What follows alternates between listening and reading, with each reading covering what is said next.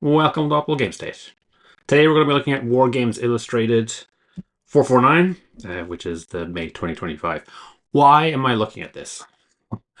Most of the content I do on this channel is Games Workshop related, some way or form.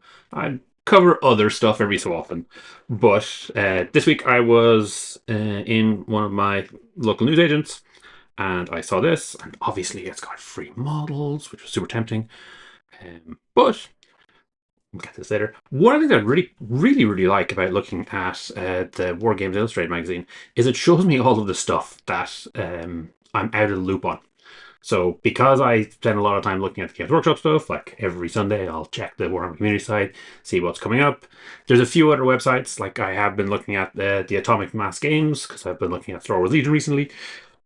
But there's kind of a small selection of things that I look at. And often, I'll kind of hear about certain games if one of the YouTubers that I follow talks about it, but otherwise, I don't really.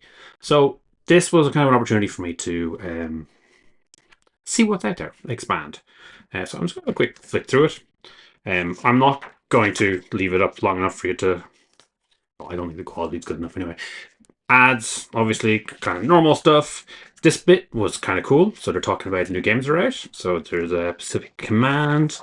This one is another Joseph McCullough game, which is about halflings jousting. And then the second half of the book is all about goblins jousting, which is a very cool idea. I'd heard this was coming out, but I wasn't aware it had come out yet. So Wars of the Samurai. So this is Warlord Games Pike and Shot. Not sure I'm necessarily convinced by the mechanics of the game. It's I think it's more of a black powder style. But yeah, more samurai stuff is very cool. I'm a big fan. I used to play a lot of the Alpha 4 card game, and I have a bunch of samurai models just so I could have samurai models. So that's something I like. Oatmark Infantry. I have been following some of the Oatmark releases since I started paying more attention to Frostbrave. This one is super interesting to me. So as I said, I do quite like samurai stuff. Wargames Atlantic have a range of fantastic stuff. Their website is astounding me day by day. Every one of their new releases are pretty great. But this one is talking about their Samurai Command, and this is what is it? It's a 10mm scale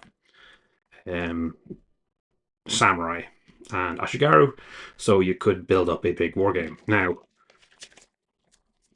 don't know if you would play Pike and Shot with it. Wars of Samurai, maybe, because obviously Warlord Games using roughly the same set to their Napoleonic era, and recently they've started doing their Hail Caesar line as well. So I think they use the same rules for that. More ads. Don't really mind ads in this. Normally when you see the GW ads, it's just selling you stuff you know about. But because I haven't been really paying attention to what's going on with Warlord Game stuff, seeing it from different companies is kind of cool. Lots of new models. Baron's War. Obviously, lots of people are talking about that. Seems interesting. More models. This one I'd never heard of.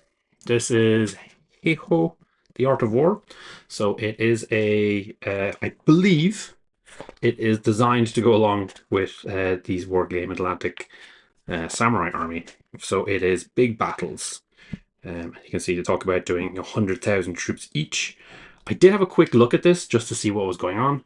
And they do talk about the weird combined units that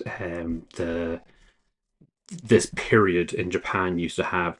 We're kind of used to. How would we see it? Yeah, I mean, look, all of your archers are together, all of your knights, and like you do them in big groups. And then when you're doing your black powder Napoleonic era, you have like big ranks of riflemen, big ranks of cavalry. What the samurai tended to do is they tended to mix troops. So you would have like a small squad of, I think small. They're talking in like groups of thousands. But they were combined arms. They would have shooting units. They would have spearmen, and then supporting them, they'd have heavily armored cavalry and mounted cavalry. So they didn't just have giant blocks of something, and I'd known that for a while, but this book actually talks about it and is designed around it. So that sounds very, very interesting. So I might have to see if I can get my hand on a copy of that and just see what it's like. Again, we got adverts. So Oatmark are the same guys. Are North Star Miniatures, which do the same set of miniatures as the Frostgrave. I'm pointing up to my boxes of them. I did a video on them recently. I have enjoyed assembling them. Not necessarily sure of the style of those, but nice to see new things coming out. We've got speed paint markers from Army Painter and Deep Cut Studios. So this is another way of doing it where you fill up the marker with your paint, give it a bit of a squeeze, and then it comes out the end. Interesting idea. I'm using with speed paints, of course. Some dioramas. Celts. So this is for this sprue, which I think is super, super cool. And like they're just getting them on the table, getting with big mass ranks, and then redoing kind of classic Osprey art, which I think is super, super cool. Obviously, the Celts were all the way across Europe. As someone in Ireland, I'm quite enamored with them. Obviously, these are more Gallic, I think. Sorry, these are more French. Which I'm not necessarily sure if this is what the Irish ones would have looked like back in that period. Maybe they would have. It's got lots of details on the armor they wore. We've got a little Boudica if you want to do the Romans invading England, which would be very, very cool. And then it talks about, so we can see the skirmishers here. This is quite interesting. So the sprue that we get, I believe, is the basic sprue, and you get multiple of these in the Warlord Games big Celtic army box. So obviously you've got your ranks of men. There are 5 of those, and then of them, 2 of them have naked butts. They're going skyclad. What difference in game that'll make, I had no idea. Then with that, you're getting, what is that, 6, 7, 8, 9, 10 cavalry, and you're getting 1 chariot. Those are your horses for the chariot. That's your rider, or what do you call them? The guy who holds the reins. Let's call him that. And then you've got presumably a guy with him. I guess you could put some of these archers. We've got a hornblower. Seems to be a standard. So he could either go with some of these in the middle or probably not. For some of the others, you can sometimes have the Wargames Atlantic, when they do their kind of similar scale models, what they tend to do is they tend to do them in small groups, maybe 6, and then you can join them together and make them bigger if you want. These look like they're designed to be just a straight up block, and you don't really worry about it too much. So we've got chariots, we've got archers, infantry. There are a few others scattered around. So that's a archer, that's 2 spearmen, and like in theory you could put one of them on the chariot if you want to make it something different. Got a few more spearmen, a few more archers. That's a guy knocking a bow, another spearman. And this guy looks like he's a commander. Focused. Or a hero of some sort. So again, maybe you do them on a separate base, maybe you put them on a chariot. Seems like they have lots of options. And here we can kind of see what they're doing with it. If I go back, you've got your big blocks of infantry. Then you've got the chariots. So it seems like they do. Can't quite tell. So this may be 3 separate bases. Yeah, you can see that. So they're doing a single base for each chariot. It's kind of cool. And then we can see these are kind of skirmishers. Oh, no, that's interesting. So this does have some guys with slings. So maybe there is another box out there, or another sprue out there for this cavalry. Anyway, I really, really like the scale. I think this is kind of cool. I have to admit, I have gotten to the age where traditionally wargamers go one direction or the other. You can either go with trains, model trains, or you can go with historical wargaming. So I might end up dabbling in a little bit of historical wargaming just to complete the process into dadhood. More ads. We're looking at Flames of War. What do we have? Japanese, US Marines, British Far East Rifle Company. Okay, so they're doing specific stuff. And then we have the Army Painter guides. Now, these are very interesting. Good job to Army Painter for doing this. Presumably they... Well, actually, I'm not sure. Like, they may have commissioned it, or they may have... it might be something that the Wargames Illustrated are doing. So they're talking about it here. There are 3 kits, aren't they? So there's the Germans, there's the British, and then the Americans. And what's very, very cool that it is they've actually got the paints authenticated by an actual historian. So they've tried to get it as close as possible. So you've got here one of the guys painting up one of the US guys. Skipping forward, here we've got Peachy painting up one of the Germans. And this is the one that this set is the Wargame Atlantic Sentries, which I really like the idea of. Just so you can do those stealth missions, break people out of prison and stuff like that. This is about Midgard. Now, tell me I'm wrong. Midgard is Viking for our world, right?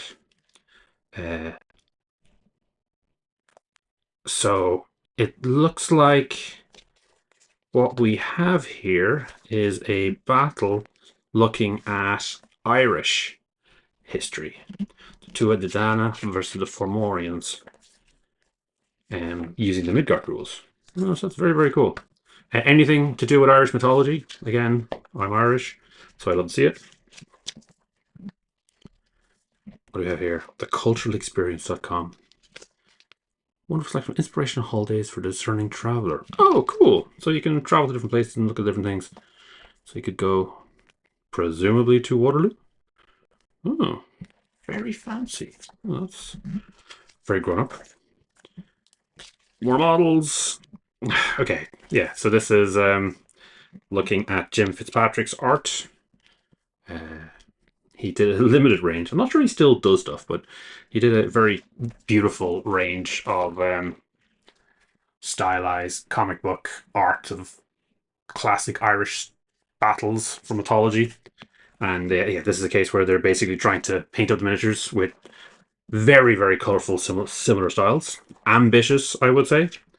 Oh, that's pretty cool. Good on them for trying. Some cowboy stuff. Almost sounds interesting. Like, if you could get a battlefield like this together, you don't in theory need a lot of cowboys to actually get the game played. So it's yeah, certainly an interesting idea. Not something that would normally be not something I would normally think about. So yeah, Western adventuring could be very, very cool. All right, this one, Vitrix. Looks like Vitrix are doing a game. News to me. I hadn't heard about it.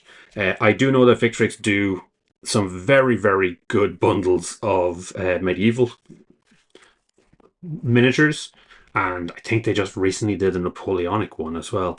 They tend to do very big bags. I think they're in bags. They do very big bundles of them, and are quite reasonable and for. No, sorry, they recently did a World War II set. Wasn't that what it was?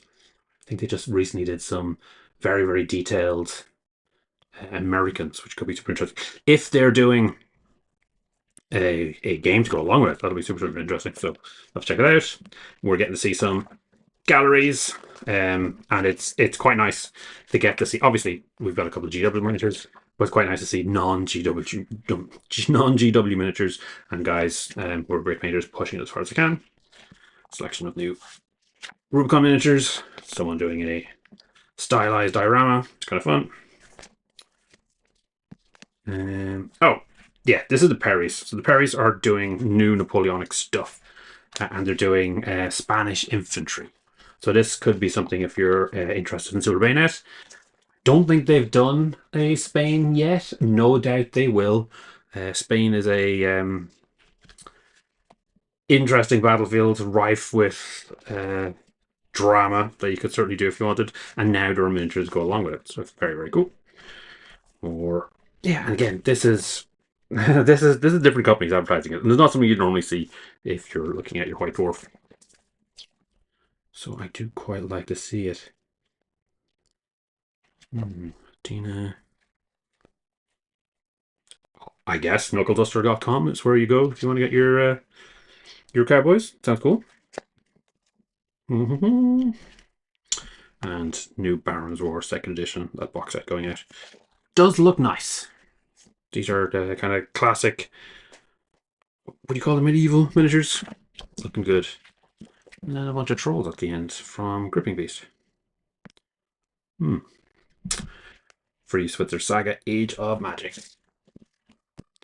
Alright, so this was a tenner for me. Much cheaper in the UK. Only £6. I got a sprue of miniatures with it. I obviously, I'm not sure if you've seen, but I do quite like Legion Imperialis. I've been enjoying it a lot, but I haven't got around to painting anything else at these kind of scales. So doing these could be fun. I figure I'm going to do it grey, and then we might try. I was going to suggest zenithling it, but a bit of a problem because some are up and some are down. So if I try to zenithal them easily, I'd need to take them off. I do want to do that though. So what I might end up doing is spraying them and then dry brushing them up to white, just to get the kind of colors up, because I do like keeping them on the sprue. It makes painting everything a little bit easier. The alternative, of course, don't have one handy. This is one I was using for magnets. The alternative, of course, is to glue them onto Lollipop Sticks, and you can buy a bundle of Lollipop Sticks in some art store, or just keep eating ice cream. It is the weather for it right now. And then you're able to just paint them in blocks. You would be able to spray them if you wanted. And then obviously for this section here, we probably should be assembling up this cart. But yeah, you'd kind of like to do these guys separate. And then I'm not sure how they will sink into it.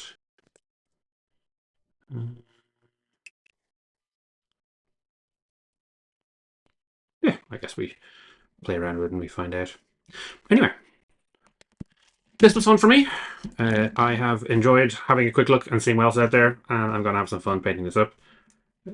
I don't think I will do a guide on painting these. I feel like they should be straightforward enough, but I will link to one of the other providers, content creators, who has a pretty nice video on doing it himself. Right, that's it from me. Have a great week, and I'll talk to you soon. Thanks for making it all the way to the end. Hopefully you enjoyed this video. Each week I put up a new video talking about one of Games Workshop's specialist games. The goal is always to try and make the best possible two-player experience. If this is something you'd find interesting, please subscribe to the channel and comment to let me know what you'd like to see in future.